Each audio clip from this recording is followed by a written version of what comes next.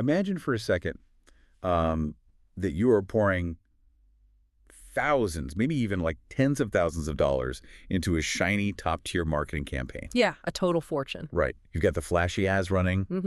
You're getting thousands of impressions. And eventually, a prospective customer actually clicks through. Finally. Exactly. Finally.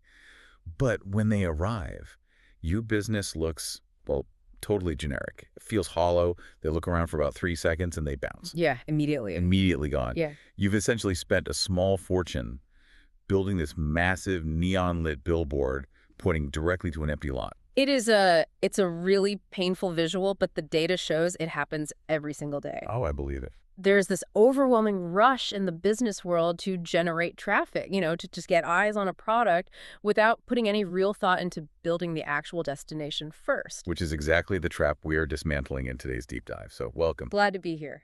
Today, our mission is to explore the specific 5-phase framework used by Geek Dental Marketing. Their approach, it transforms a simple dental practice from a generic local business into a really dominant, authoritative brand. And I think it's important to note that while our source material is focused heavily on dentistry today, the mechanics of this framework apply to almost any local service business you can think of. Right, like mechanics, law firms, boutique bakeries, whatever. Exactly. The underlying architecture is completely universal. The core premise we are unpacking from these sources is, well, it's a radical shift in the timeline. A shift in the timeline, meaning what exactly? Meaning true marketing doesn't actually start with SEO. It doesn't start with bidding on Google Ads, and it certainly doesn't start by jumping on whatever audio trend is dominating social media this week. Right. It starts much, much earlier. Okay, let's unpack this, because conventional wisdom says the first step of marketing is buying the ad. Right. That's what everybody thinks. But before you can drive traffic to a business, you have to definitively answer who that business actually is, which pulls us right into phase 1 of this framework, brand DNA and identity. Yeah, the source material calls this the identity first philosophy. Identity first. Exactly. Before a single logo is drawn, before anyone, sketches a website wireframe or launches a campaign, the agency mandates a deep operational dive into the practice itself. I mean, they're looking at what exactly? They map out the vision, the goals, the underlying values, the intended patient experience, and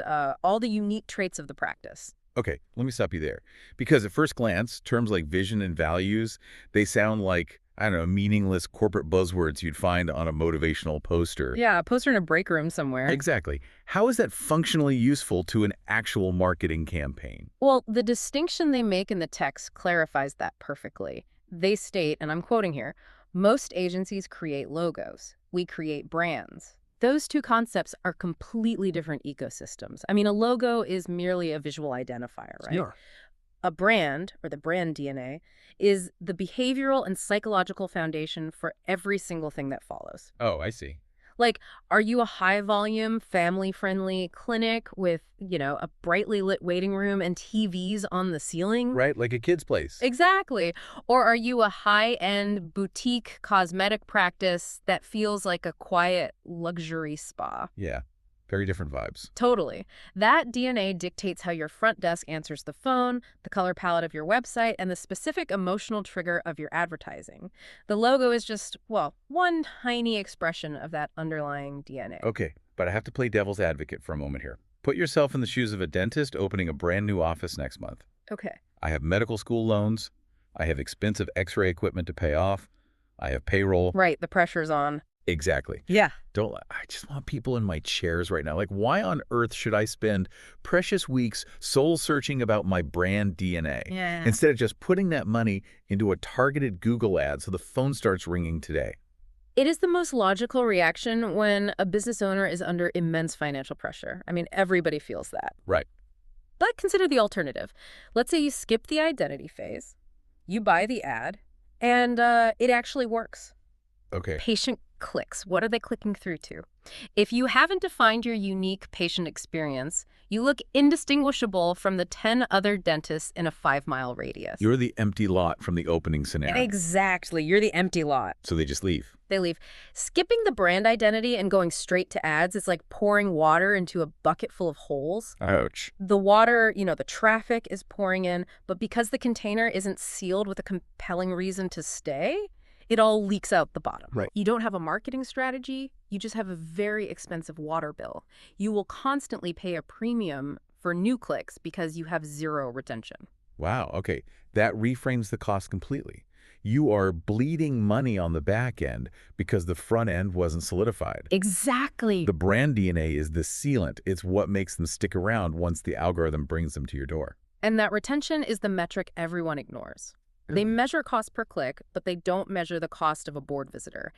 Every single marketing decision from phase 2 onward stems from this identity foundation. Okay, so we spent all this time mapping out the practice's DNA, their values, their specific patient vibe. Right. But that's all entirely abstract. I mean, if a patient is searching online at 2 a.m. with a throbbing toothache, they can't see a vision statement. No, they definitely can't. They need a physical, digital location to experience that DNA.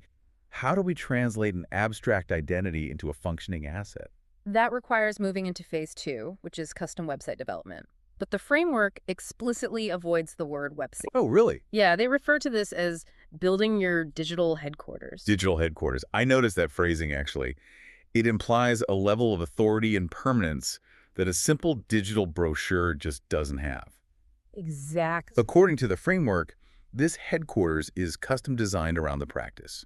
It features extensive service pages, incredibly specific SEO-ready architecture, and mobile-friendly designs that are relentlessly conversion-focused.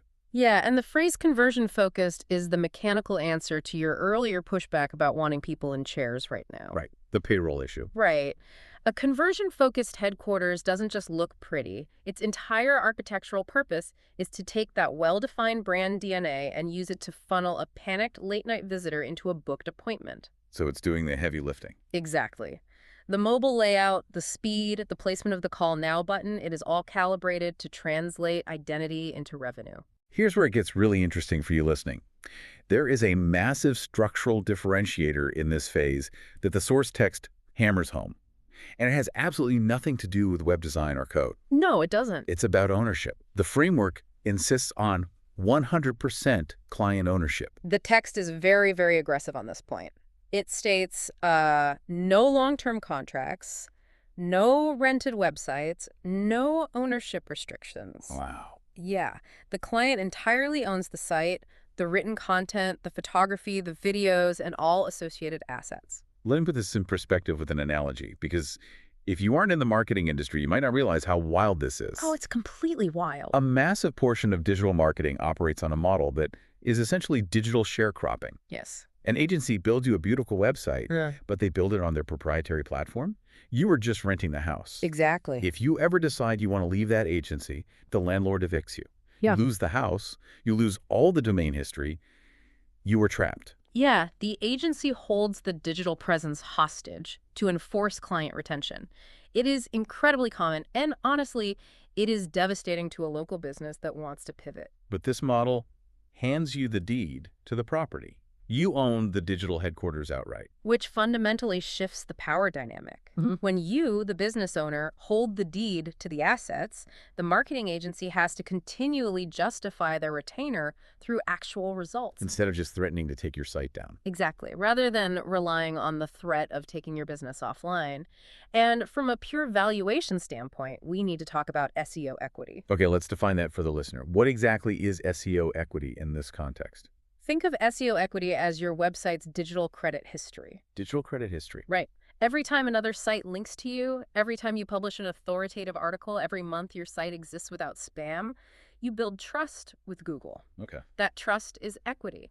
If you are renting a website from an agency and you leave, well, you leave that credit history behind. You start from zero. Oh, that's brutal. It is.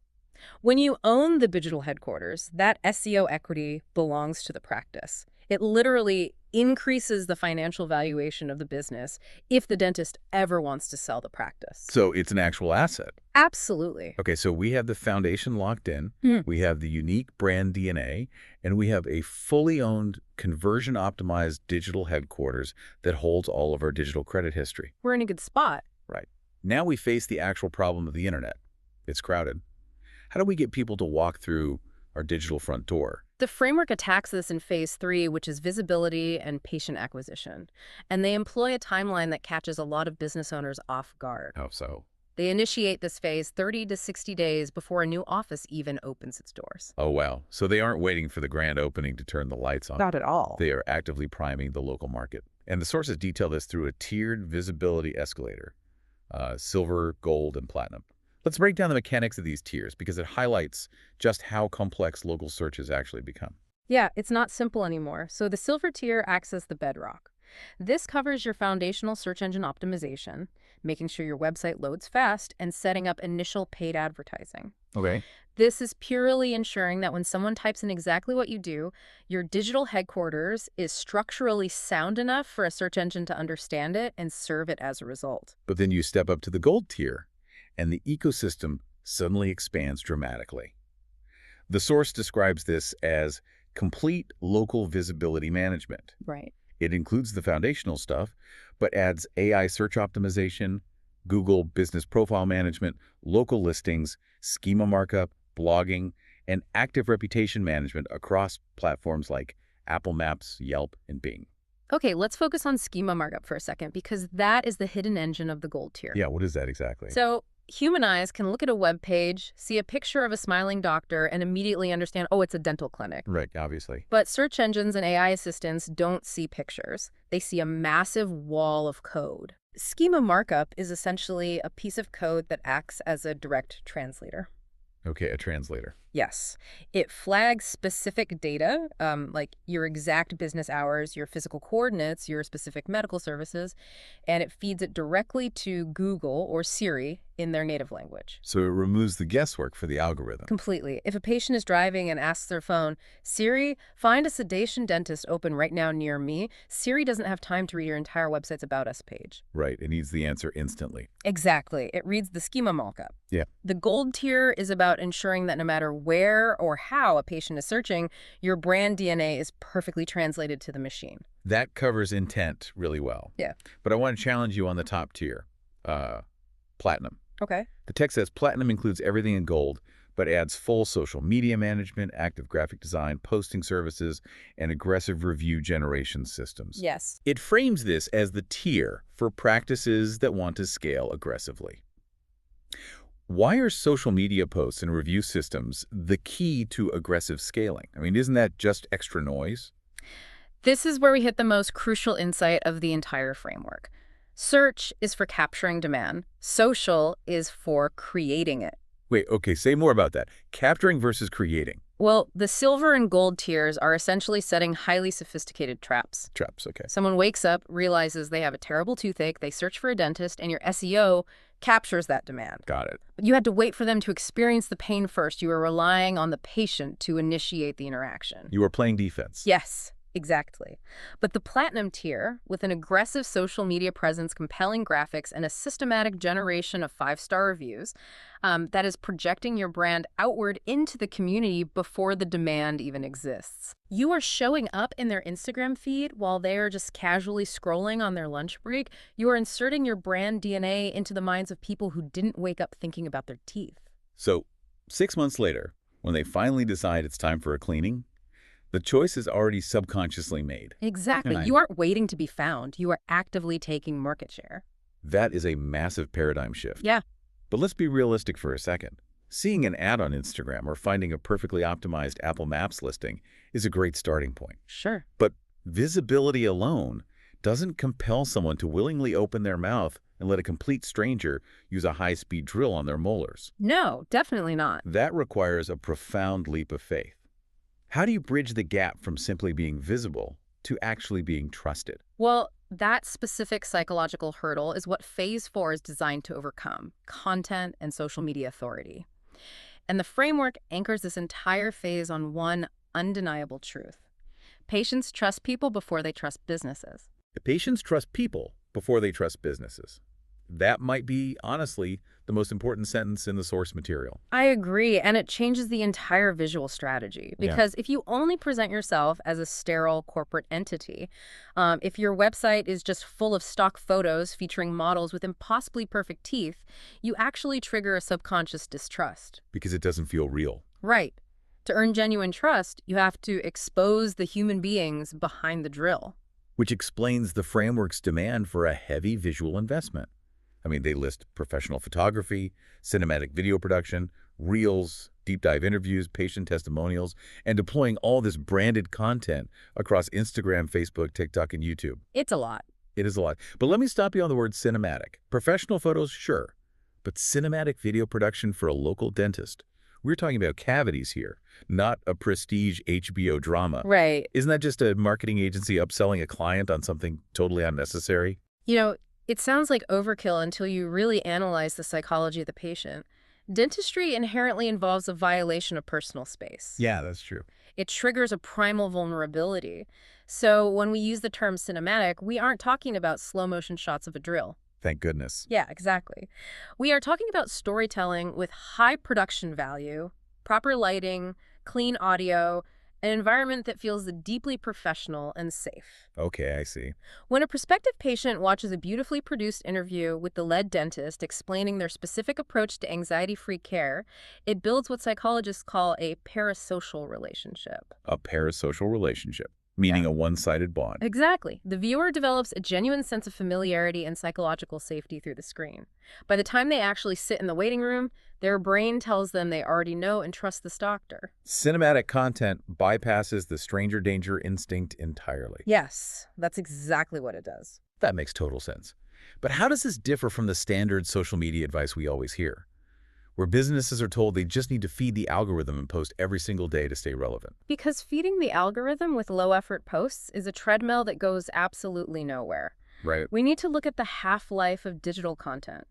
A generic stock photo of a toothbrush with a caption saying Happy Monday, well, that has a half-life of about 4 hours on a social feed before it vanishes forever. Empty digital calories. Exactly. The framework explicitly rejects that. The goal is to build a professional content library. An enduring digital asset. Precisely. Think about a 10-minute, cinematically shot YouTube video answering the highly specific question, what actually happens during a dental implant procedure? Right. That doesn't disappear in 4 hours. It sits in your digital headquarters acting as a 24/7 digital salesperson. It will accumulate thousands of highly targeted views over 5 years, constantly proving your authority. So everything is compounding. We started with a unique brand DNA. We built the fully owned digital headquarters to house it. We mapped out the tiered visibility escalator to capture and create demand. And now we are producing an evergreen library of cinematic content to build deep parasocial trust. It's all connected. As a system, it sounds incredibly robust. But in a brutal business setting, good vibes and trust aren't enough to make payroll. No, they're not. How does a practice know definitively that this machine is actually generating a return? They track the data relentlessly. Which brings us to the final piece of the architecture, Phase 5, tracking, optimization, and growth. The mandate here leaves no room for ambiguity. The text states, everything we do is measurable. The ultimate stress test for any marketing budget. Absolutely. The tools they deploy for this infrastructure include custom analytics dashboards, detailed monthly reporting, advanced tracking systems, and crucial CRM integrations. Yeah, the CRM integration, customer relationship management software, is what separates a vanity marketing campaign from an engineered growth system. How so? Well, let's tie this all the way back to your very first question. Why spend time on brand DNA instead of just buying ads? Phase 5 is where you mathematically prove that the Phase 1 investment was worth it. Because you can see the entire life cycle of the patient. You see the complete narrative. You don't just see a spreadsheet that says we got 50 clicks today. Right. Because of the tracking infrastructure, you see that a specific user clicked a gold tier Google ad. You see that they then navigated to your fully owned digital headquarters. Okay. You see they spent 6 minutes watching a cinematic YouTube interview with the lead doctor. And finally, you see that they picked up the phone, called the front desk, and booked a $5,000 cosmetic procedure. Wow. So you know exactly which combination of visibility and trust actually results in real revenue. It closes the loop. It takes the highly subjective, abstract concept of brand DNA and proves its objective financial value. That's huge. It is, because once you have that data, you aren't guessing anymore. If you know exactly which pathway is generating your highest value patients, you pour your resources into optimizing and scaling that specific route. It transforms marketing from a chaotic expense into a predictable engine, which is the perfect summation of what we've explored today. As the source material puts it, we don't just build websites. We build brands. We don't just generate traffic. We create systems that help practices attract patients, build trust, and grow for the long term.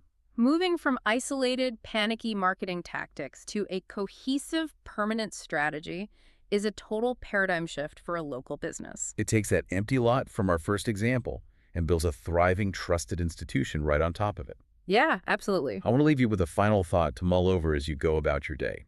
Think about your absolute favorite local service businesses, the ones you actually go out of your way to recommend to your friends. A mechanic, a bakery, a specialist. And those go-to places. Do you trust them purely because they somehow gamed the system and showed up first in a Google search? Or do you trust them because their digital headquarters, the educational content they shared, and the confident way they presented their identity made you feel like you already deeply knew them, long before you ever walked through their front door? It makes you think. It really does. Thank you so much for joining us on this deep dive. Keep questioning the digital world around you. Look for the brands that take the time to actually build trust, and we will catch you next time.